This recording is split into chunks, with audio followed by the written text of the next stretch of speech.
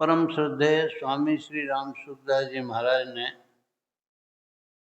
5वें अध्याय के गीता जी के 20वें श्लोक का विवेचन करते हुए कहा, भगवान की वाणी को स्पष्ट किया कि जो प्रिय को प्राप्त होकर के हर्षित नहीं होता है और अप्रिय को प्राप्त करके उद्विग्न नहीं होता है, तो ऐसा ज्ञानी व्यक्ति ब्रह्म में स्थित है।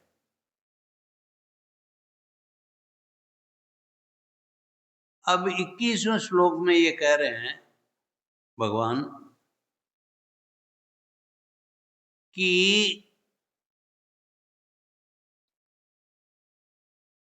ब्रह्म में अपनी जो वास्तविक स्थिति है या स्वाभाविक स्थिति है, उसका अनुभव किस प्रकार हो, ये बताया।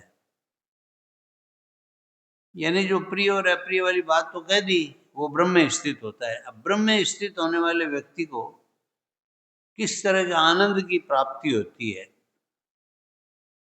उसका विवेचन किया है।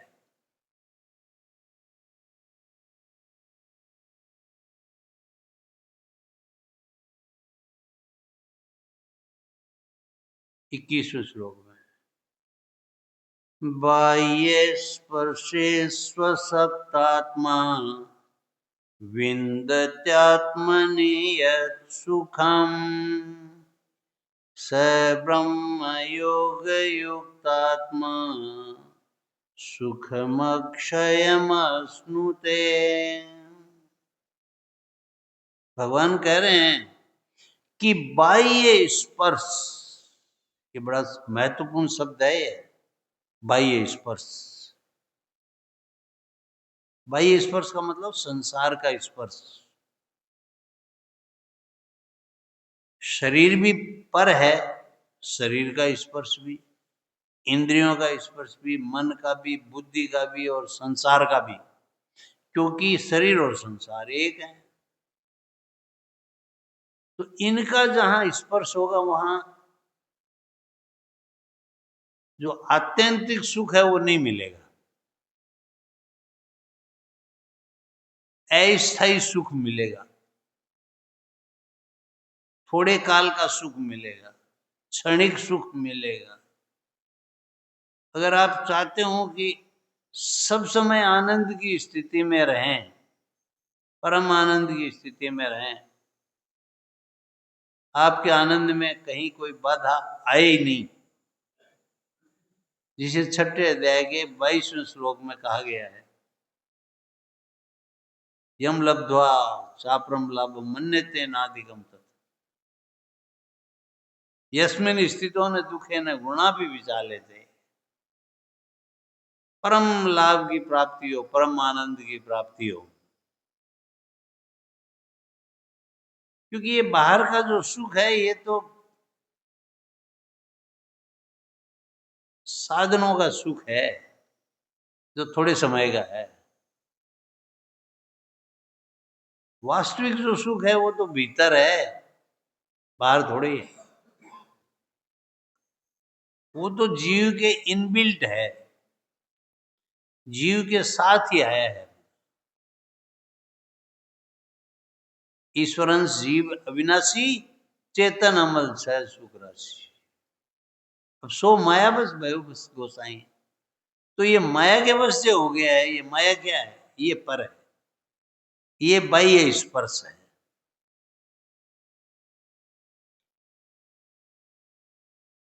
तनु धनु भवन सुहृद परिवार, ये सब जो है ये बाहरी हुआ।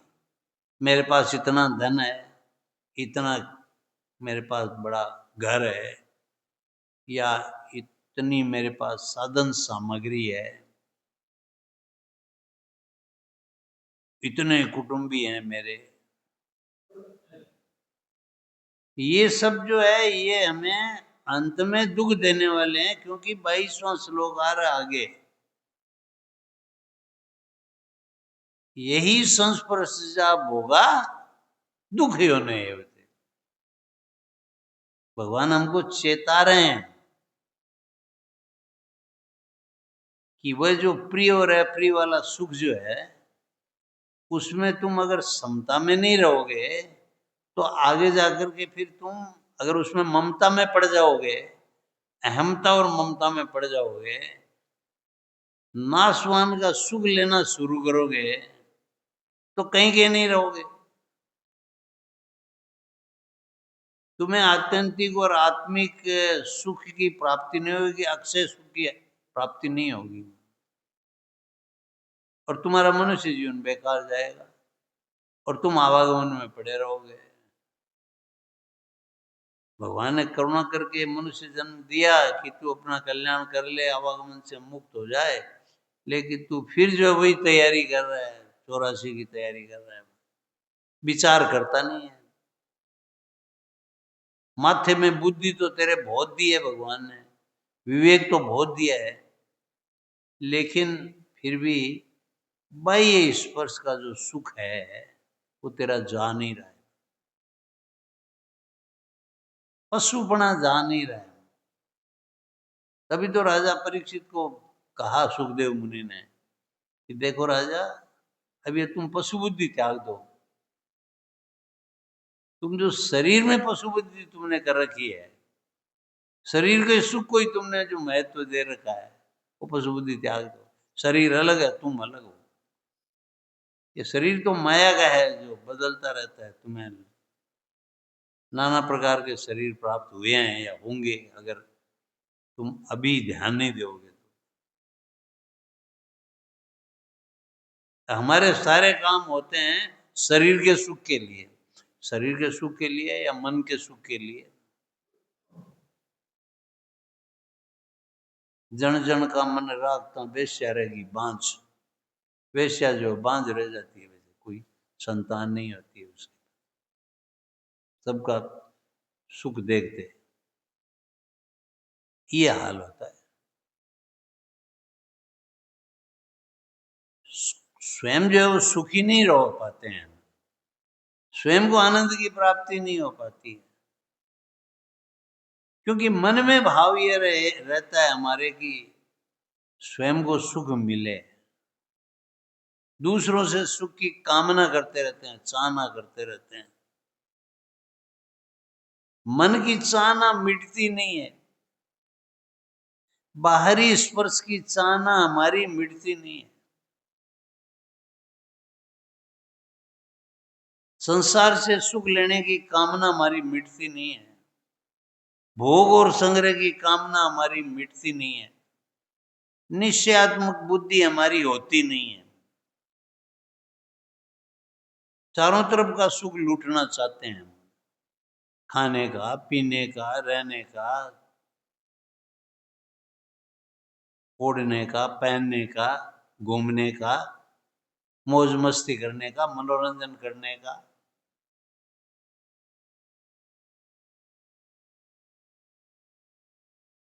और हम चाहते हैं कि हमें आनंद की प्राप्ति हो, नित्य आनंद की प्राप्ति हो, परम आनंद की प्राप्ति हो, जिस आनंद को माँ यशोदा ने प्राप्त किया, नंद बाबा ने प्राप्त किया। अभी जो श्रीमद् भागवत में पढ़ रहे हो, आज ही पढ़ा है आपने, उस आनंद उनको प्राप्ति हो रही है, उस आनंद की, क्योंकि उन्होंने प्राकृत आनंद जो है, ये बाह्य स्पर्श आनंद है, उसको छोड़ा, भगवान से प्रेम किया, तो उनको वो आनंद मिला। संत महात्मा जो है उस आनंद को प्राप्त करने के लिए प्रयास करते रहते हैं, वो उस आनंद में ही रहते हैं, स्थित रहते हैं। इसलिए स्वामी जी महाराज व्याख्या करते हुए कहते हैं, या शाब्दिक व्याख्या ये है इस श्लोक की, कि बाह्य स्पर्श यानी प्राकृत वस्तु मात्र के संबंध, प्राकृत माने जो प्रकृतिगत है, जो जगत में है, जो वस्तुएं हैं, उनमें सुख खोजना। हमारा प्रयास सुबह से लेकर रात तक यही रहता है, उन चीजों से हमें सुख मिले, वस्तुओं से सुख मिले, व्यक्तियों से मिले, संपूर्ण क्रियाओं से सुख मिले। प्राकृत वस्तु मात्र के संबंध में आसक्ति रहित अंतःकरण वाला साधक, अंतःकरण में जो सात्विक सुख है उसको प्राप्त होता है, और फिर वह ब्रह्म में अभिन्न भाव से स्थित मनुष्य अक्षय सुख का अनुभव करता है। कब? जब आप शुभ और अशुभ में सम रहते हैं, जब आप बाह्य स्पर्श को महत्व नहीं देते हैं, बाहरी व्यक्तियों को, क्रियाओं को, वस्तुओं को महत्व नहीं देते हैं, और अंतर का जो सुख है, आंतरिक सुख है, उसको महत्व देते हैं, आत्मा का जो सुख है उसको महत्व देते हैं, जो कभी मिटने वाला नहीं है, जो सदैव रहने वाला है।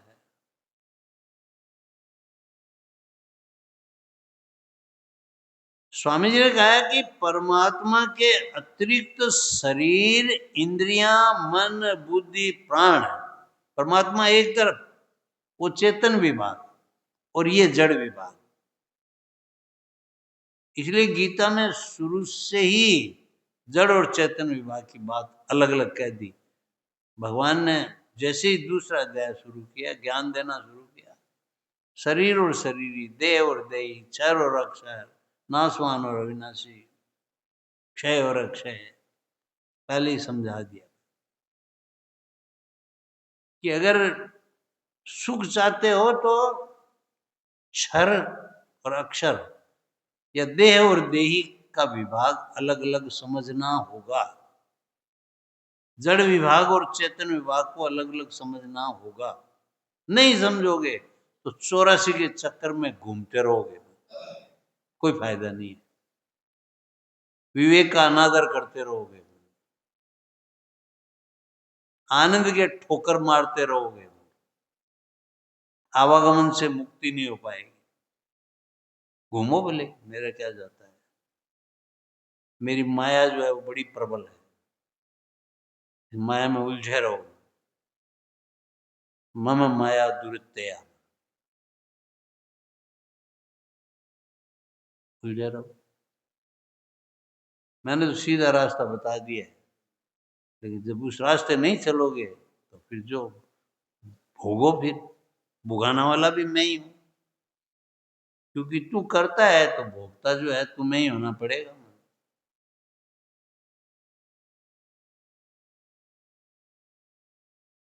बाह्य स्पर्श से सत्तात्मा, ये शब्द जो बड़ा महत्वपूर्ण है इस 21वें श्लोक में।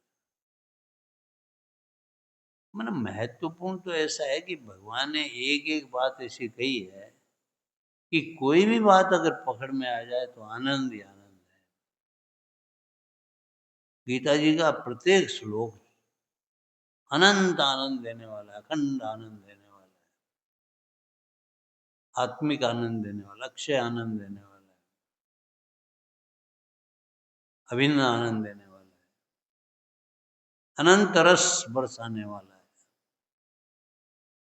हम जो कहते हैं अनंत रस मिला, अनंत रस कुछ नहीं मिला, थोड़ी देर का रस मिल गया और हो गया, उसी को अनंत रस मान लेते हैं। अरे झूठे सुख को सुख कहे मानत है मन मोह, जगत सबेना काल का कुछ मुख में कुछ गोद में। थोड़ी देर की तृप्ति को हम कह देते हैं बस आनंद आ गया, बहुत आनंद। होटलों में बैठे, खूब खाया पिया, घूमे फिरे, मौज मस्ती की, आनंद आ गया, सर का आनंद आ गया। क्या काल तो जो है सर के ऊपर घूम रहा है, उसकी चिंता नहीं है। कई बार मंडरा के चला गया वो, बच गए, हाँ बच गए जी किसी तरह से, फिर भी चिंता नहीं, चेतना नहीं है। भाई ये स्पर्श सत्तात्मा, बाहरी स्पर्श से असक्त, अनासक्त, कहने का मतलब है कि जो बाहरी स्पर्श से अनासक्त है वही अक्षय आनंद का अधिकारी है। तो जो बाहरी सुख चाहता है उसको कभी भी अनंत आनंद नहीं मिल सकता। भगवान की वाणी है, हम लोग तो खाली व्याख्या करते हैं, और क्या व्याख्या करते हैं, इस आनंद को लेते हैं। व्याख्या भी की जाती है, व्याख्या के साथ साथ जो है उसमें स्थिति भी अनुभव करते हैं। वह स्थिति सभी अनुभव करें, वह स्थिति सबको प्राप्त हो जाए। महापुरुषों का यही रहता है। स्वामी जी कहते हैं मेरा एक ही प्रयास है कि सब जीवन मुक्त हो जाए, सबका कल्याण हो जाए, सब आवागमन से छूट जाए, सबको इस आनंद की प्राप्ति हो। तो परमात्मा के अतिरिक्त शरीर, इंद्रियां, मन, बुद्धि, प्राण आदि में तथा शब्द स्पर्श आदि, शब्द स्पर्श रूप रस गंध, इंद्रियों के जो विषय हैं, इन विषयों के संयोगजन्य सुख में जिसकी आसक्ति मिट गई है, नहीं मिट गई है वो अधिकारी नहीं है, जिसकी आसक्ति मिट गई है, ऐसे साधक के लिए यहाँ ये पद प्रयुक्त हुए हैं।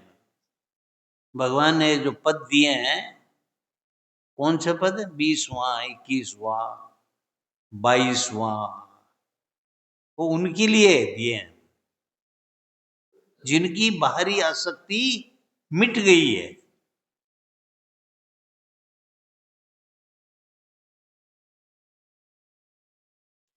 जिन साधकों की आसक्ति भी मिटी नहीं है, स्वामी जी एक और रिलीफ दे रहे हैं आपको, कंसेशन भी दे रहे हैं।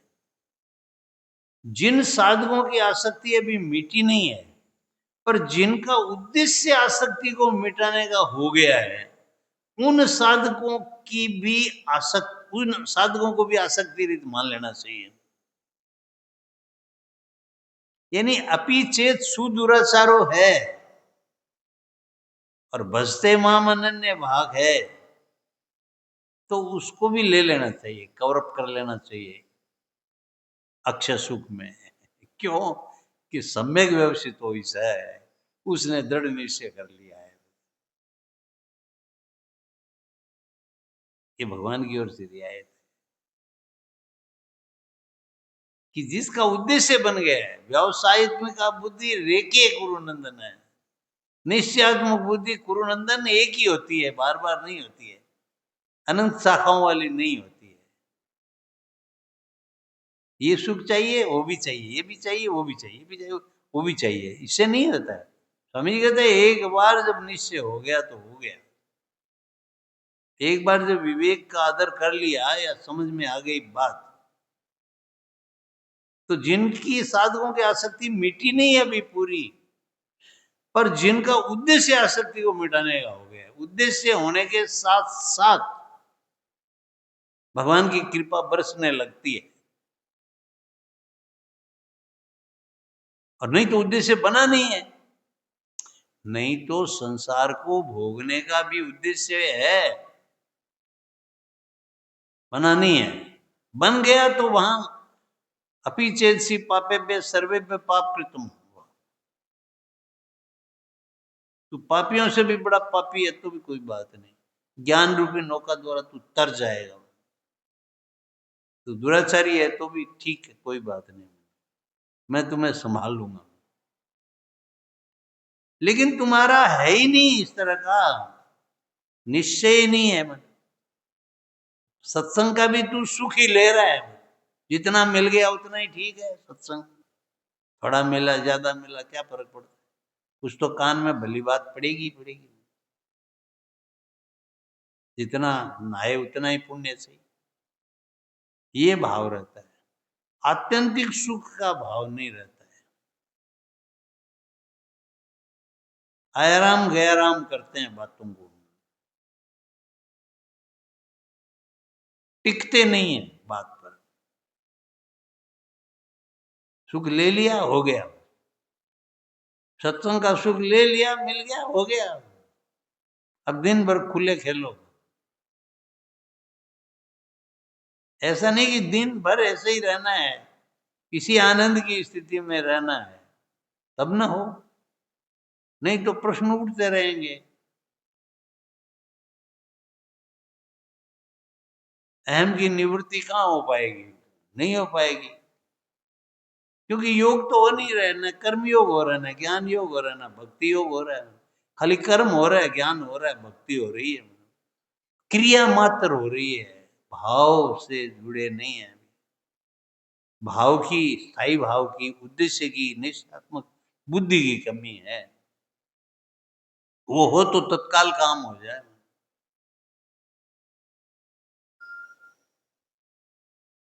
जिन साधकों की आसक्ति भी मिटी नहीं है, पर जिनका उद्देश्य आसक्ति को मिटाने का हो गया है, उन साधकों को भी आसक्ति रहित मान लेना चाहिए।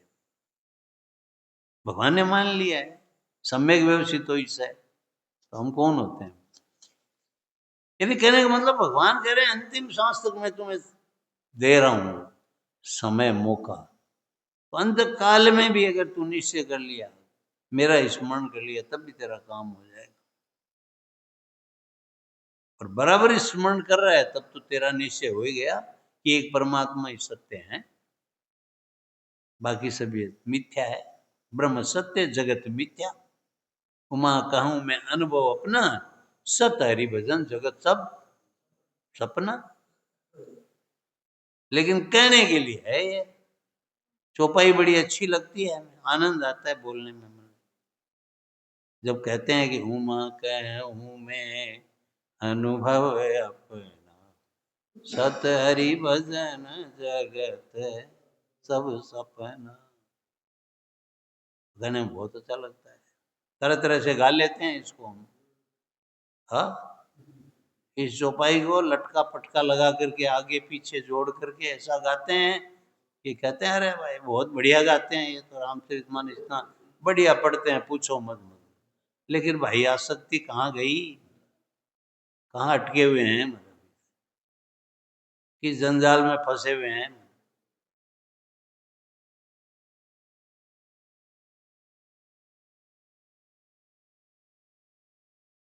कारण है कि उद्देश्य की दृढ़ता के कारण वे भी शीघ्र ही आसक्ति से छूट जाते हैं। उद्देश्य की दृढ़ता के कारण स्वामी जी ने जो है उद्देश्य की दृढ़ता को सर्वोपरि स्थान दिया है। उद्देश्य की दृढ़ता कहो, चाहे लगन की दृढ़ता कहो, चाहे उत्कट अभिलाषा की बात कहो, हाँ? हाँ।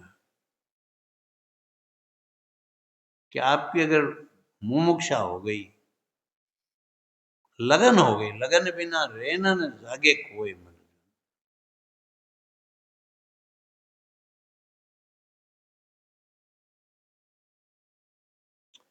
पूर्व श्लोक में वर्णित, पूर्व माने 20वां श्लोक में वर्णित प्रिय को प्राप्त होकर हर्षित और अप्रिय को प्राप्त होकर उद्विग्न नहीं होना चाहिए, ऐसा कहा है। उसको जो है उसकी ब्रह्म में स्थिति होती है, वो ब्रह्मविद है, वो ब्रह्मणी स्थित है। दो शब्द दिए वहां, और स्वामी जी ने कहा दोनों का लगभग एक ही अर्थ है। ब्रह्मविद, ब्रह्म को जानने वाला, और ब्रह्मणी स्थित है, ब्रह्म को जानने वाला ब्रह्म में स्थित होता है, परमात्मा को जानने वाला परमात्मा में स्थित होता है। ऐसी स्थिति को प्राप्त करने के लिए प्री कंडीशन बताइए, कंडीशन अप्लाई। क्या कंडीशन है? बाह्य स्पर्श में आसक्ति रहित होना आवश्यक है। लगा दिया बैरियर, ऐसे चलना पड़ेगा, सीधे नहीं जा सकोगे भगवान के यहाँ। आपको बालाजी के दर्शन करने हैं तो ऐसे जाना पड़ेगा, जो रास्ता बनाया गया उस हिसाब से आगे जा रहे हैं। आप भी पीछे पीछे जाते रहो, पहुंच जाओगे। लेकिन ऐसी स्थिति को प्राप्त करने के लिए बाह्य स्पर्श में आसक्ति रहित होना आवश्यक है। जब तक बाह्य स्पर्श में बाहरी चीजों में, बाहरी व्यक्तियों में, बाहरी स्थितियों में आपको सुख मिल रहा है, तब तक आत्यंतिक सुख से आप वंचित रहोगे। और स्पष्ट किया इसे आगे स्वामी जी महाराज। स्पष्ट करने में तो कोई कमी नहीं रखी है, यानी हमारे में ये बात कूट कूट करके भर दी है। अब हम उसको महत्व दें तो ठीक, न दे तो ठीक, न दे तो भाई ठीक है, ठीक तो क्या है। समझाने में उन्होंने जो है कोई त्रुटि नहीं की है, कोई कमी नहीं छोड़ी है। अब हम समझ के भी न समझें तो इससे बड़ा अनाड़ी और क्या हो सकता है, उससे बड़ा मूर्ख और क्या हो सकता है। जैसे तुलसीदास जी ने कहा ना बालकांड में कि वो मेरे से भी बड़ा मूर्ख है, मतलब अगर इतना समझाने के बाद भी नहीं समझता है तो।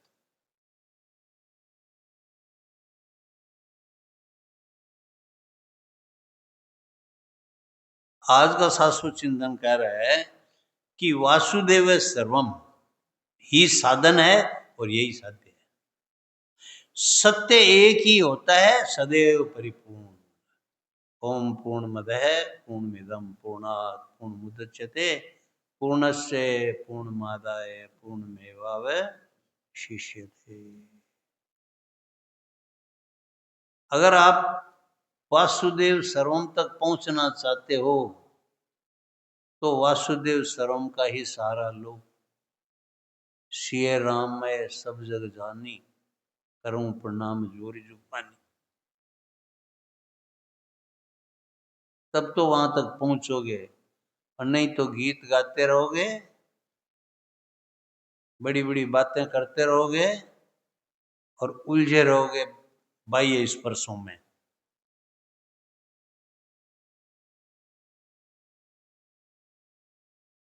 साधन अगर हमारा सही नहीं है तो साध्य तक कैसे पहुंच पाएंगे। रास्ता अगर हमारा सही नहीं है तो कैसे पहुंचेंगे वहां तक। वासुदेव सर्वमी साधन है, शुरुआत यहीं से होगी। सबसे प्रेम, सबकी सेवा, सबका त्याग, चाहे कर्म योग, ज्ञान योग, भक्ति योग और कोई योग हो, योग करना पड़ेगा। योग है कर्म सुकौशलम, कर्मों में योग ही कुशलता है। कुशलता पूर्वक कर्म करना योग नहीं है। प्रत्येक कर्म में परमात्मा का स्मरण, तभी जो है वो साध्य तक पहुंच पाएंगे।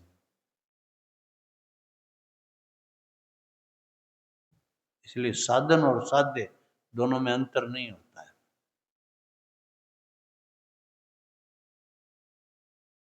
निज प्रभु में देखें जगत, निज प्रभु में देखना होगा, तब जाकर के साधन और साध्य एक हो जाएंगे। फिर ज्यादा माथापच्ची करने की जरूरत नहीं।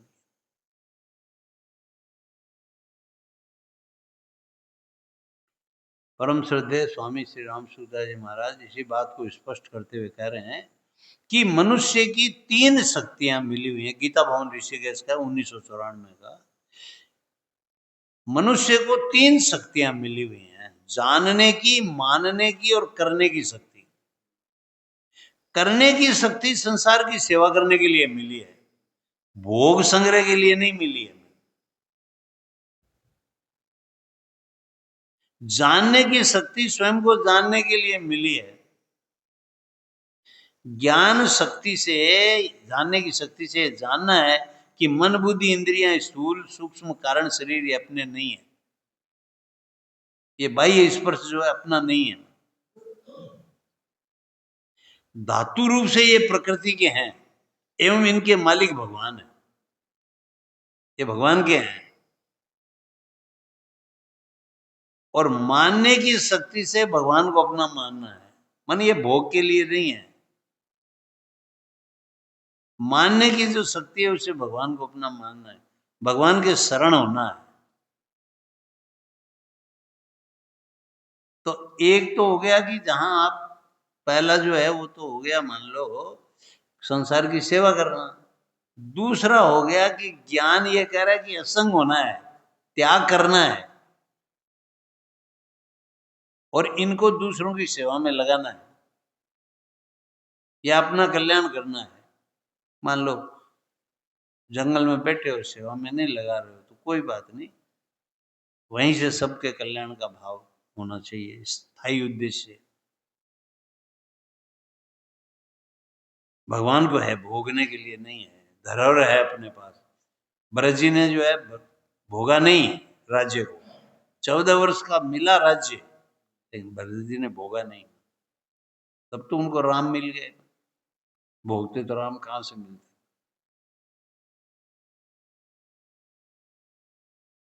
यहाँ तो भोगों में ऐसे लिप्त हो जाते हैं कि बस पूछो मत, कि संसार भोगने के लिए है, भोगो इसको जितना भोगना है, लूटो जितना लूट सकते हो। लूट है, लूट सके तो लूट।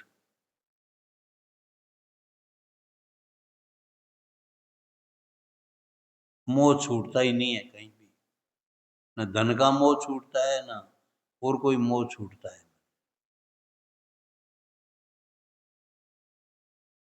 मानने की शक्ति है कि भगवान को अपना मानना है, एक भगवान ही सत्य है, भगवान ही सब रूपों में है, भगवान के शरण होना है। ये तीनों शक्तियां मिली हुई हैं, अपनी नहीं है।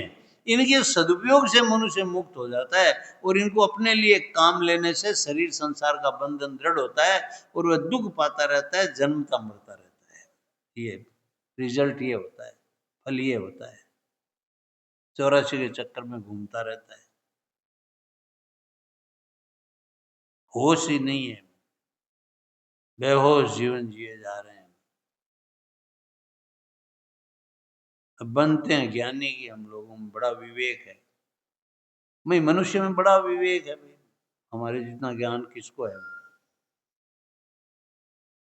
दूसरी बात, परमात्मा का अंश होते हुए प्रकृति के अंश को पकड़ने से अहम उत्पन्न हुआ है तो परमात्मा का अंश पकड़ लिया है, प्रकृति के अंश को, जगत को पकड़ लिया तो अहम उत्पन्न हो गया। यहाँ ये जो कच्चा अहम या अशुद्ध अहम, मलिन अहम, ये है उत्पन्न हो गया। यहाँ संसार के अंश को संसार की सेवा में लगा दिया और भगवान का अंश भगवान को समर्पित कर देने पर व्यक्तित्व नहीं रहता है। विवेक विचार से अहम मिटा दें तो भगवान के साथ एकता का अनुभव हो जाता है। सत असत जड़ चेतन कभी मिल सकते ही नहीं, कभी मिले ही नहीं, मिलना संभव ही नहीं है। इस तरह सत्य को स्वीकार करने से बहुत जल्दी काम बनता है। ये मनुष्य, तीसरी बात, ये मनुष्य शरीर जो है वो परमात्मा प्राप्ति के लिए ही मिला है और प्राप्त अनुकूल प्रतिकूल परिस्थितियां साधन सामग्री हैं। जो भी मिला है आपके अनुकूल परिस्थितियां हैं, भगवान ने आपको धन दिया है, भगवान ने आपके सब जो है सातों सुख दिए हैं, तो वह जो है साधन सामग्री है, वो इस कल्याण करने के लिए आपको मिली है, बिगाड़ने के लिए नहीं मिली है।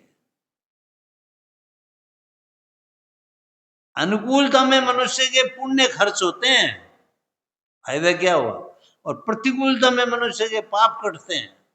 तो प्रतिकूलता को प्रसन्नता पूर्वक सहन करना तप है। एक तप तो होता है अपनी मर्जी से किया जाता है, जैसे मान लो साधु संत करते हैं, तप करते हैं।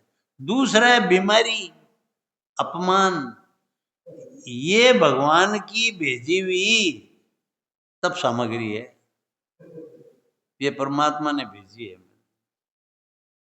इन्हें प्रसन्नता पूर्वक सहन करने से बहुत जल्दी पारमार्थिक उन्नति होती है, क्योंकि पाप तो कट ही रहे हैं, पाप कट रहे हैं तो बहुत नजदीक जा रहे हैं परमात्मा के हम जैसे। भाई शरीर का मोह ही नहीं हो रहा है, क्या करें, शरीर जो है साथ ही नहीं दे रहा है,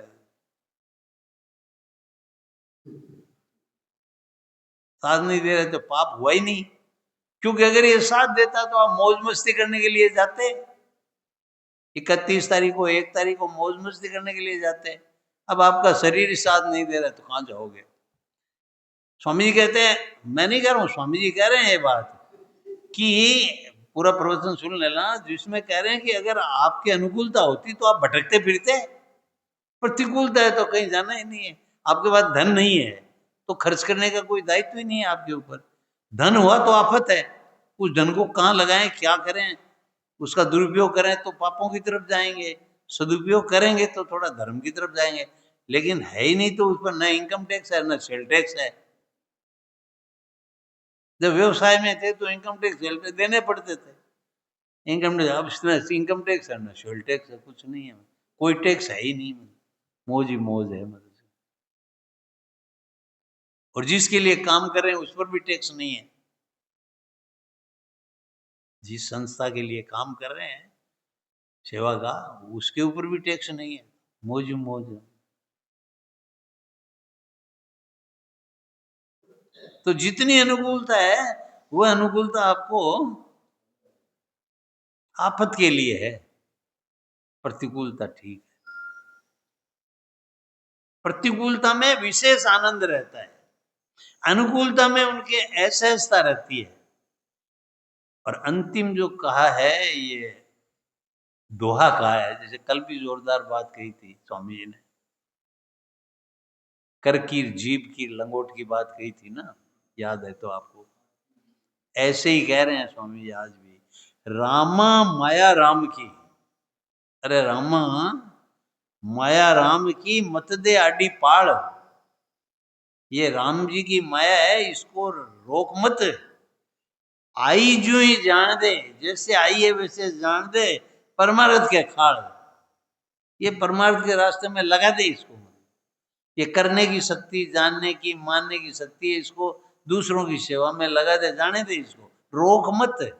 धन को रोक लिया और अपने जो है उसके लिए विलासिता के लिए खर्च करना शुरू कर दिया, या सबका रस लेने लग गया तू, सबसे तू आसक्ति में आ गया, ममता में आ गया, अहमता में आ गया, तो तेरा हाल बुरा होगा।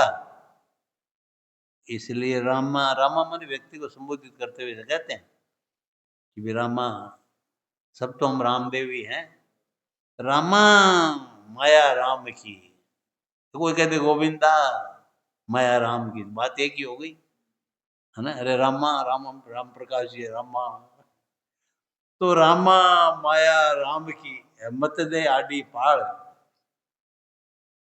दीवाल मत खड़ी कर तू, अपना अपना अपना मत कर तू, ये मेरी है, मेरी मेरी, मत रोक इसको, आई जो ही जान दे, दो हाथ उलीचिए, यही सजन को काम, रोक मत इसको, जान दे। जो शक्ति मिली है, जो साधन मिले हैं, सामग्री मिली है, वो सब दूसरों के कल्याण के लिए लगा देना। करने की शक्ति, जानने की शक्ति, मानने की शक्ति, आयो जो ही जान दे, जैसे आई है ना ये, वैसे इसको जान दे।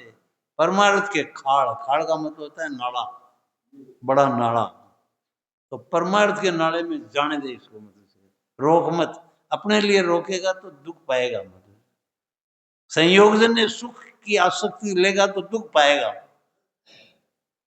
आसक्ति लेनी नहीं है, बाह्य स्पर्श असक्त आत्मा, उसको स्पष्ट किया गया है, यहां भी समझ लो। श्री हरि राम राम राम नारायण नारायण नारायण, हे नाथ मैं आपका हूं, हे नाथ मैं आपकी शरण में हूं, हे नाथ, हे मेरे नाथ, मैं आपको भूलूं नहीं। हरि ओम तत्सत।